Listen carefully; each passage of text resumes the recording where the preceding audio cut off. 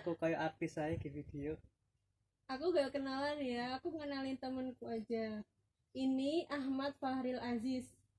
Kita temenan dari S1 PBA UIN Malang. Pernah Angkatan sekelas ya, angkatan angkatan 2012. Pernah sekelas tapi kayaknya nggak sering-sering banget ya. ya. Karena aku Terus juga nggak terkenal satu.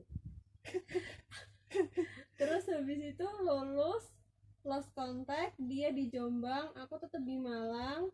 Tahu-tahu kita ketemu lagi tuh, dia lolos LPDP juga, tapi 2017 ya. 2017. 2017. Kalau aku kan 2016 batch 4. Habis itu kita satu kampus, S2, satu kelas. Iya. Dan sekarang aku pengen interview dia itu karena kita udah lama kenal, terus kita ketemu lagi juga sama-sama LPDP juga. Tapi ada yang beda dari Fahril ini.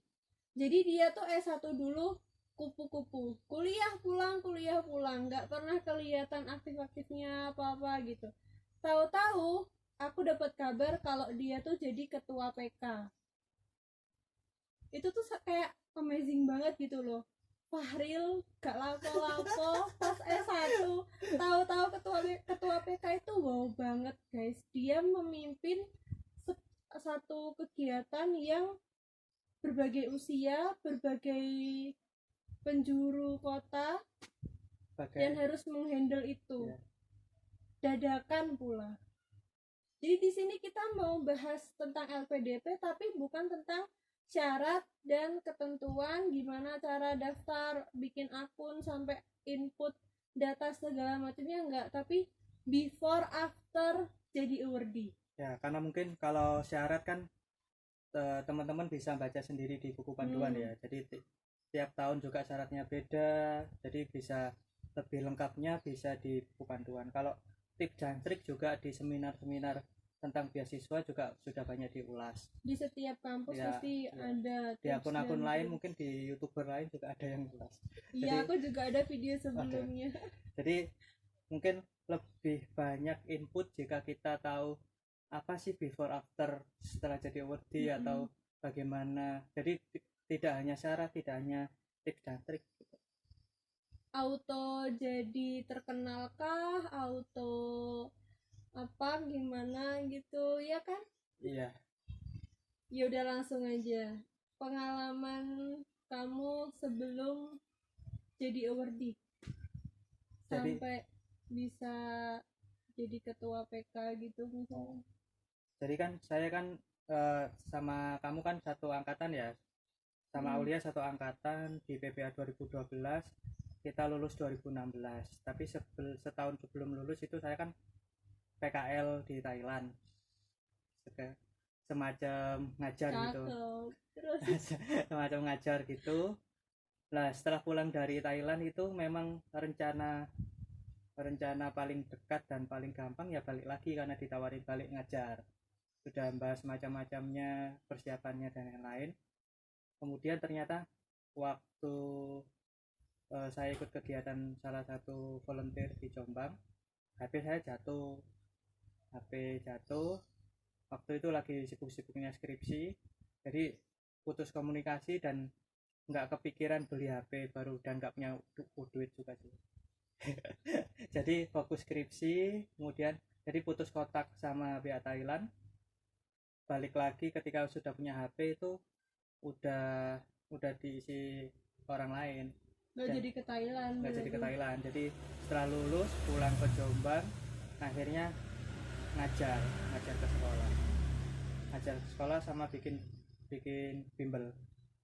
Karena sebelumnya saya dulu kenapa S1 sering kupu-kupu karena juga ada tanggung jawab mengajar juga di rumah gitu. Jadi selama S1 tidak sering terlihat di Malang karena lebih sering berkegiatan di Jombang. Jadi kontribusinya lebih langsung yang di Jombang ya.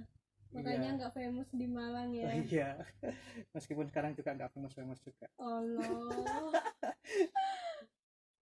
Gitu. Nah terus habis itu setelah setahun mengajar, jadi waktu lulus itu 2016 teman-teman sudah banyak yang ikut TOEFL, ikut Kita persyaratan 2016 itu sempat berapa ya, hampir 20 atau 30 orang itu kita tes TOEFL bareng, aku, Musdel, Jack, terus Pina dan lain sebagainya. Itu kamu nggak ikut waktu Enggak. itu? Waktu itu karena mikirnya emang satu-satunya planning balik lagi ke Thailand dan nggak perlu amat tes TOEFL. Gua ya. Terus tahu-tahu jiwa kepanggil untuk daftar LPDP itu gimana? Setelah 1 tahun, jadi saya itu orangnya itu kalau memutuskan sesuatu itu harus tahu petanya dulu, terus senjatanya. Betul. Jadi kayak apa, well prepare gitu ya. Jadi nggak bisa langsung daftar gitu. Jadi saya aku kok jadi saya ya formal. Jadi aku tuh nyiapkan persyaratan LPDP itu mungkin ada 6 bulan lebih lah. Jadi selama mengajar di Jombang banget. Nyicil yang paling lama sih bikin esainya. Jadi apa sih yang positif dari diri aku yang bisa sekiranya membantu. Tapi yang 2017 apa masih esai kontribusi? Masih ya. Jadi istilahnya memetakan dulu medan perangnya kayak apa, senjatanya apa, musuhnya bagaimana. Kalau udah siap baru berangkat dulu gitu rencana. Nggak langsung terjun. Saya bukan orang yang dadakan nyemplung gitu, jadi harus siap dulu. Lebih baik gagal ketika nyemplung daripada sebelumnya nggak punya apa-apa kemudian nyemplung gagalnya lebih sakit. Terus kalau udah well prepare gitu, nyangka nggak kalau bakal lolos LPDP? Enggak sih, karena memang nggak nyangka kalau lolos. Enggak. Berarti udah siap kalau nggak lolos? Udah siap nggak lolos. Jadi prosentase lulus nggak lulus mungkin 60-40 ya. 60 lolos, 40 nggak lolos. 40-nya 40 lolos, 60-nya nggak lolos. Jadi setidaknya dulu pokoknya saya nyiapkan persyaratan sebaik mungkin sesuai aku sendiri. Saya sendiri tidak menjadi orang lain, tidak karena niat apa-apa, yang pengen niat menambah ilmu aja S2. Terus akhirnya ya alhamdulillah ingetnya sih yang tahap pertama itu dulu. Tahap pertama administrasi, kedua bulan kamu rojak, kemudian yang kedua itu komputer itu bulan Syaban, kemudian yang itu pengumumannya hampir Ramadan, jadi pas lebaran sudah awardee kayak hadiah puasa gitu ya.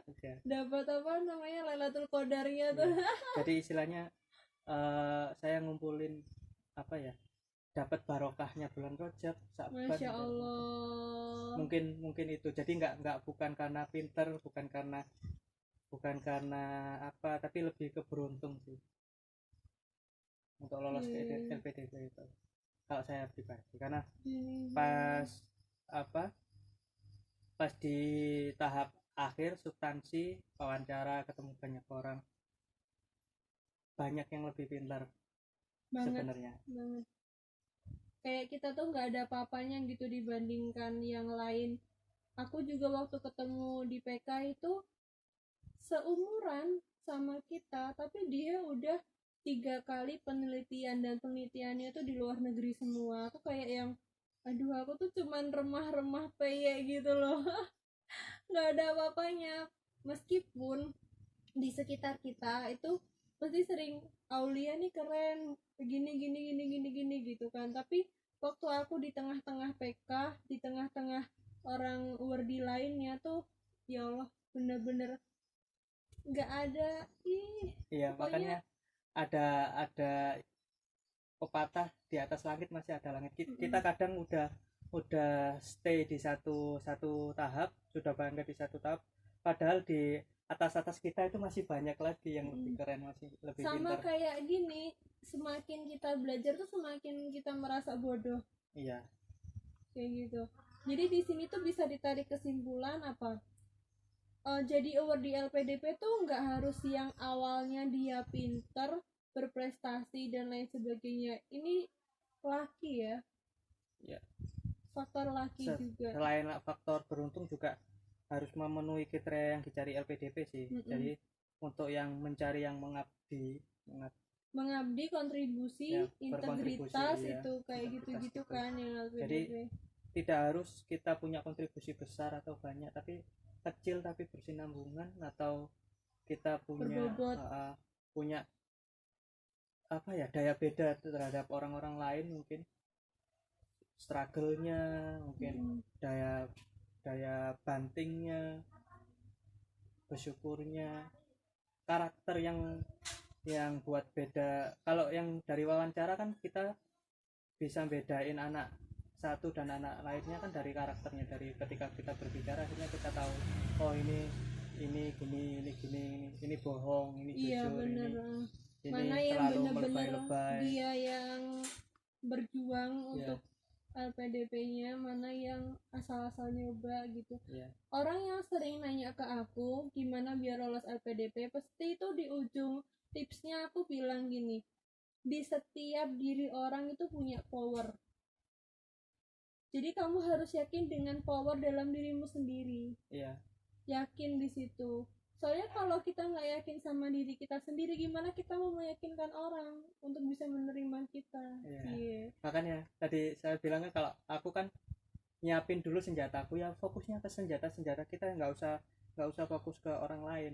Makanya ketika diwawancara itu lebih kayak ngobrol gitu, yang nyeritain nyeritain apa adanya aja, nggak usah dibuat-buat, ada foto, ada ini, kita cerita aja.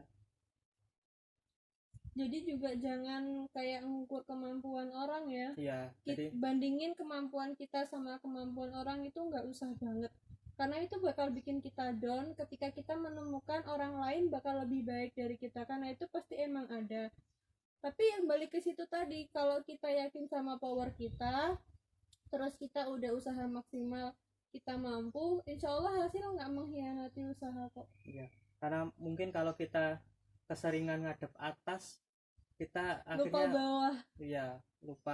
Lupa mensyukuri kita sendiri. Kita keseringan lihat bawah, juga tidak mensyukuri kita juga di posisi yang itu. Jadi ya lihat makanya kan barang siapa yang mengenal dirinya itu kan mengenal Tuhannya. Jadi dari kenal diri dulu sih sendiri aja, nggak usah capek-capek jadi orang lain, ikut ukuran orang lain, ikut lihat kemampuan diri. Enggak, hidup ini bukan buat saingan, punya ukuran dan waktunya masing-masing.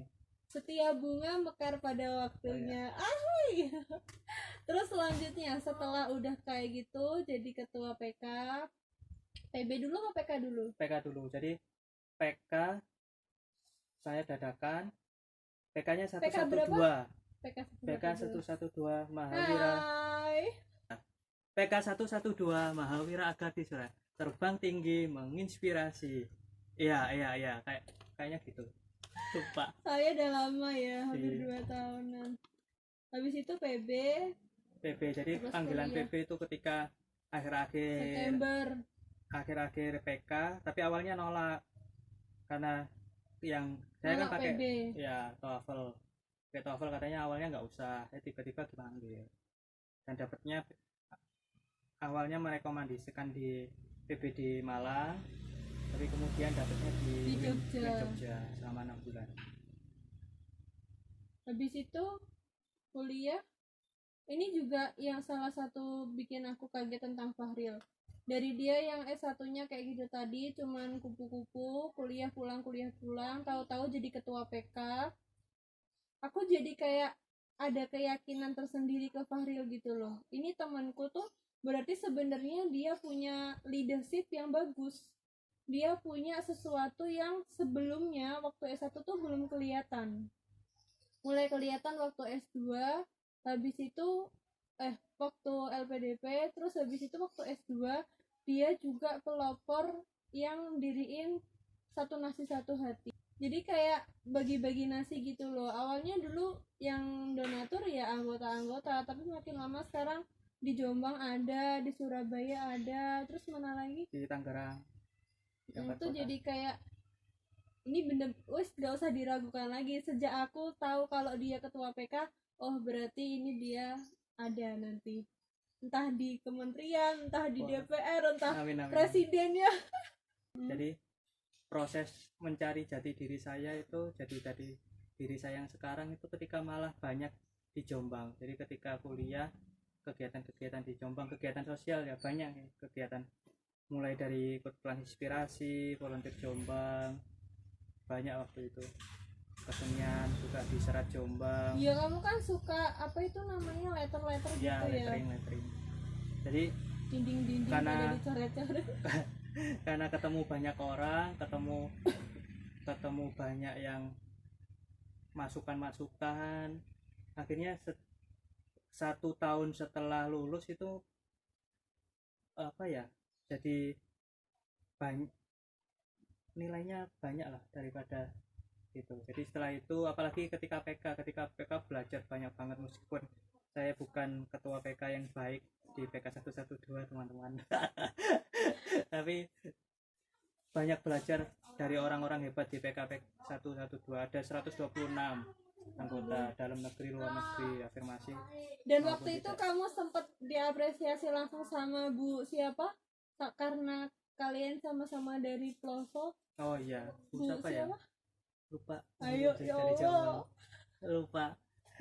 Bu yang bagian dulu kalau nggak salah ibunya ya, belum berjilbab kalau waktu iya. PK ku, terus di PK mu udah berhijab. Jadi dulu ya sampai sekarang sih saya kan ngadepin orang umum, berbicara di depan umum sama berbicara di depan kelas kan beda. Kalau di kelas ya pede-pede aja, ngajar anak-anak sama teman-teman kelas itu ya pede-pede aja. Kalau ngomong di depan umum itu sering grogi kayak gini aja. Kayak gini nih berarti kayak terapi ya, iya, terapi untuk bisa ngomong depan umum. Tapi ternyata kalau aku mau udah biasa doang. Leadership juga perlu kemampuan public speaking yang bagus. Kalau menurutku tuh leadership sangat penting banget, sekalipun ujung-ujungnya kita bukan jadi bos, jadi manajer atau jadi apapun yang apa punya kedudukan, tapi leadership itu penting untuk memanage diri kita ke orang lain juga. Public speaking, kalau pintar leadership secara otomatis public speakingnya akan mengikuti. Tapi kalau leadershipnya kurang, dia akan, pasti kalian bisa ngerti sendiri lah di sekitar kalian kalau ada yang kayak gitu ya. Waktu kuliah jadi award di LPDP banyak kan, mesti yang pertama kali kita kuliah aja LPDP nih gitu. Apalagi Fahril tuh sering pakai baju jaket yang ada lambangnya LPDP gitu. Nggak teman, nggak dosen, mesti juga semua kita LPDP ada 4 orang di kelas, tapi yang sering pakai baju tuh dia pakai seragam LPDP. Jadi waktu ada tugas gitu, wah kena batunya dia. Apalagi LPDP ini harus bagus kayak gitu, jadi kayak ada tuntutan gitu loh. Iya, ada tanggung jawab sih. Jadi tanggung jawab. kerasa ada tanggung jawab lebih itu setelah pas PB, karena PB kan dapat biaya hidup ya. Jadi setelah itu jadi ngerasa oh iya, biaya hidup saya bulanannya ditanggung negara, kemudian apa-apa bisa lah sekarang dibeli gitu. Tapi kan tidak semuanya. Ini bermerek LPDP enggak, ini dikasih.